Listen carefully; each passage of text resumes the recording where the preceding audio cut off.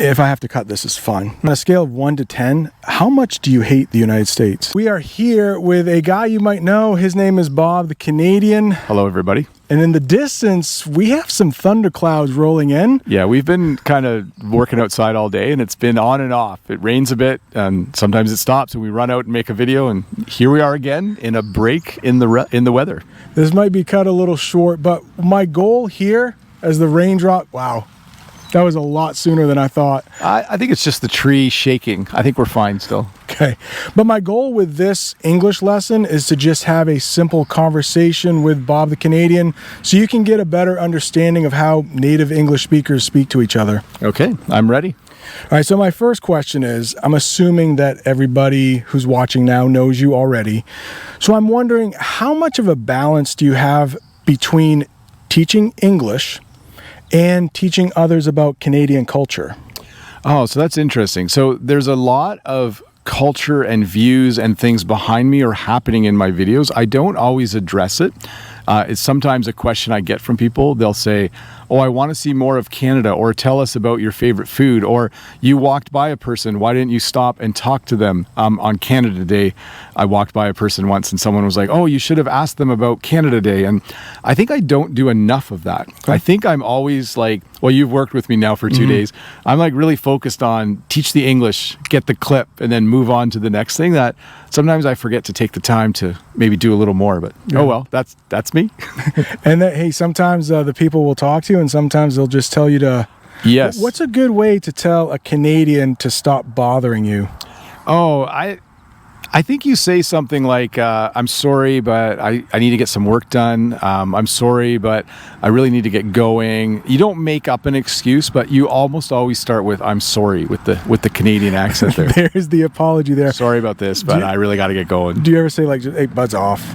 No, we don't say that. Okay.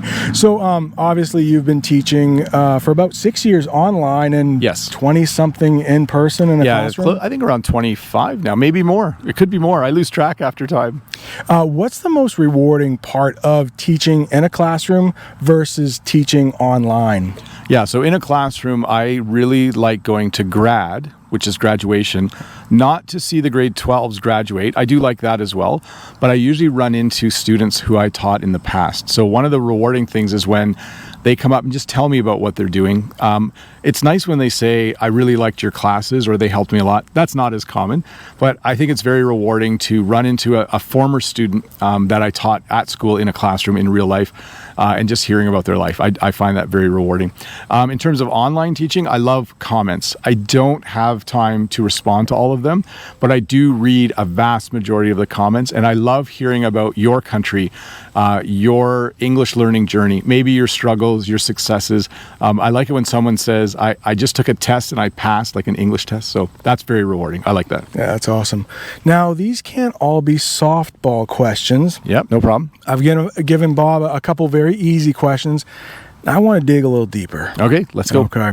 So I'm wondering, what's the most frustrating thing about teaching online? Is it something to do with technology? Is it problem with trolls? No.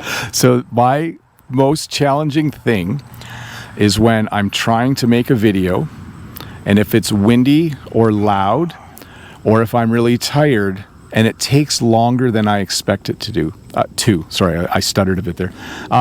So this happens sometimes. Like when it's windy, it's hard to think because you're worried that something's going to roll by or your camera's going to, so you get distracted.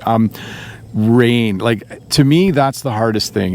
When I'm tired, sometimes like you see Bob talk for 30 or 40 seconds about one topic, there might be 60 clips from like if it's a bad day, one take happens quite a bit, but there's days where it's like, oh, my camera's running out of battery because I've been out here so long. So to me, it's easy to have ideas. It's easy for me to envision what I want to make, but sometimes the execution is like, oh, there's like a plane flying overhead, or there's a dog barking or something like that. We actually have one right now. Yeah, it's not distracting me though. It's not as loud. Perfect. So that would be the biggest challenge. Okay, it's so not people. Okay, so that interests me because I thought you were going to say time. So my next question is, approximately during the school year, yep, how many hours do you spend in the classroom and working on YouTube? Yeah, so a normal work week in Canada is about 40 hours a week. And I bet you I spend 20 to 25 hours a week at school and 20 to 25 hours a week on YouTube. It's a pretty even split. 50 hours a week is a lot. Some of you might work 50 or 60. I know people are busier than me. But generally it's about that. In a good week, I can spend less time on YouTube. Sometimes it just clicks and it goes. And then there's other weeks where at school, it just takes less time because there's no meeting that week or something like that. So, but it is between the two, it's more than a full-time job for me, close to 50 hours a week. Yeah. Okay. I kind of suspected more. Since you've been teaching online for 6 years, what changes have you noticed in those 6 years? Oh, so when I started YouTube, there were other English teachers on YouTube. Many of them taught in a classroom with a whiteboard. I'm not sure, I don't think I was the first, but I inadvertently ended up teaching outside because my kids were loud in the house, and as Brent mentioned too, the lighting really and the sound outside, works well outside. So one of the changes I've noticed is many more teachers have started to teach outside, many of them better than me. They're more comfortable actually vlogging downtown in their city. So that's one change. There are a lot more English teachers, which you might think would annoy me, but I actually think as an English learner, like you people watching this, that's awesome. Like, you shouldn't just be listening to me or Brent. You should be listening to a variety of people. So the more the better is my opinion. So that's probably what I would notice. And there's just more people learning English online. Like, it's a very popular way to kind of practice your English is to watch YouTube. Yeah, it's great. You can be anywhere in the world as long as you have an internet connection. You can see some English learning going on.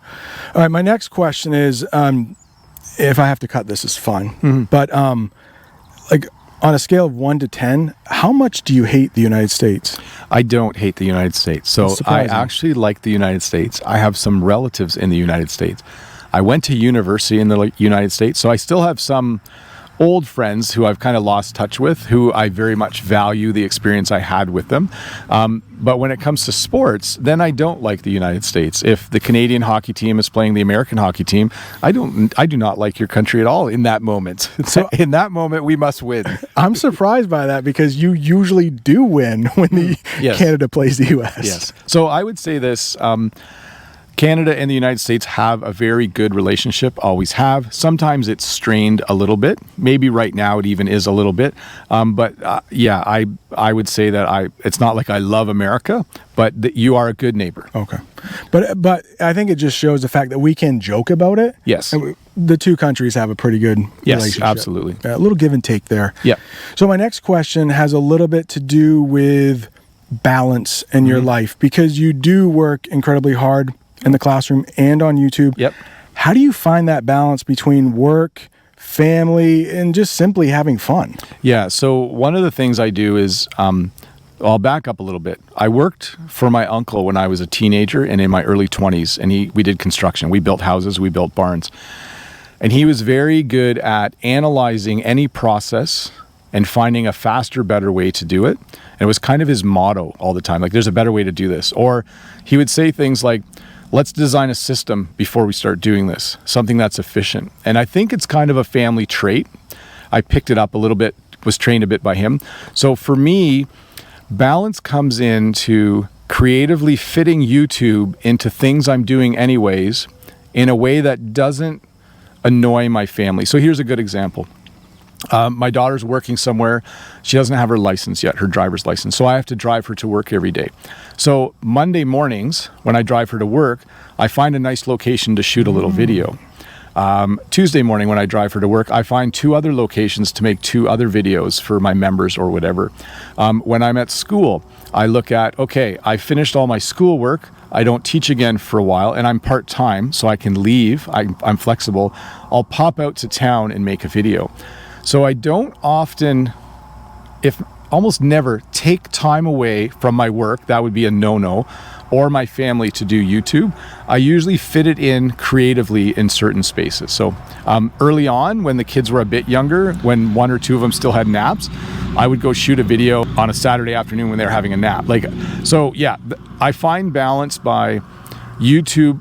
Sorry to all of you on YouTube. YouTube is the lowest priority, but the highest priority for fitting in to nice places. Like, I'm going on a bit too long, but No, it's if fine. I think one of my people wanna hear this. kids has a basketball practice and I'm stuck in town, to me, stuck in town means find a way to make a video or reply to some comments, do something for YouTube in that time slot. All right, so I think you are great at killing two birds with one stone. Yes, yeah, double up. Yeah. Make sure you're getting, like, never be sitting doing nothing. Well, at night you should sit and do nothing for a bit, but Or take a Saturday afternoon nap, maybe? I do that though, but that's nice. I've been asking a lot of the questions, but I'm wondering, and you do a lot of interviews, are there any questions that you never get asked that you would like to answer here right now? No, I actually find people on YouTube, at least on my channel, are quite respectful of my privacy. We joke around about when my birthday is, and no one directly is like, I want to know when your birthday is. Or things like, let me see, questions I would like to be asked. Not really. I think I like talking, but I don't always like talking about myself. And I think that helps me when I do have conversations, because I like to ask other people questions. So, but hey, if you have any questions, you can pop over to my channel and ask. And if I have the time that week and it's something I'm comfortable asking or answering, I will answer it. Or you can just leave them here, because Yeah, I I'll get come look. far fewer comments than Bob it's does. easier to find for me. So Bob, looking at you, you still seem like a very young man with a Very lot young. of YouTube left in you. Yes. Where do you see this channel 10 years from now? Yeah, so I don't know, because I'm not quitting, by the way, but I'm in a rhythm right now. When you're in a rhythm in life, if it's a nice rhythm, it's nice to keep doing it. So I teach part-time at a high school. I do YouTube part-time, as we mentioned earlier. It's a really nice rhythm. I do feel like I have a pretty good balance. I'm certainly not going to make more content. If some of you have been longtime followers of me, you know I used to live stream every Saturday. That's too much, okay? Once a month is great. I used to do 4 videos a week on my second channel. That was too much. So I found a really nice rhythm and balance. And when my personality is such that when I find that, I will probably just repeat that for a long time. That's been my track record on other things. So at least 5 years, maybe 10 years. I am aware that as I get older, I'm only 52, but as I get older, there may be a decline in the quality of the lessons. I might ramble more. I might get more boring. I might constantly talk about random things that make no sense. But I think I'm a long ways away Shake from your that. fist. Get off my lawn, you Things kids. that make me angry. Those kids with their building their snowmen on my lawn. Get outta here. Yeah. So we'll see. No plan to quit anytime soon. Really, really enjoy doing this. So gonna keep doing it. All right, what about this, though? As your children get older and they need rides less, would you possibly start a third channel when you will have more time on your hands? Yeah, I don't know. I really don't know. So a lot depends on, I do really enjoy teaching. I might, if I enjoy that more, I might do more of that.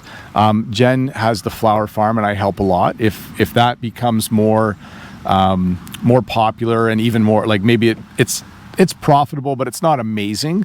But if it became like a real going concern, that means like a really good business.